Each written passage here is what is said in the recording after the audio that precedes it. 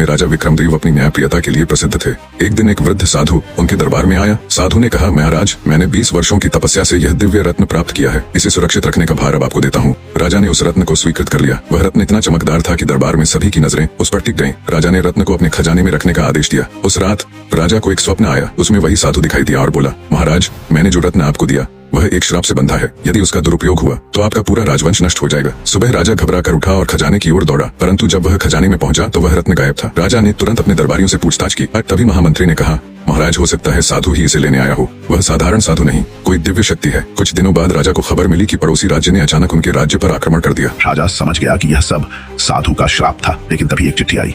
उसमें लिखा था, महाराज, रत्न अब सही हाथों में है। यह श्राप उन पर था जो लोभ से ग्रस्त हैं। आप निर्दोष हैं। राजा ने राहत की सांस ली और फैसला किया कि अब से केवल परोपकार में ही अपनी शक्ति लगाएंगे। बाद में राजा को पता चला कि साधु वास्तव में पड़ोसी राज्य का जासूस था, जिसने रत्न चुराकर राजाओं के बीच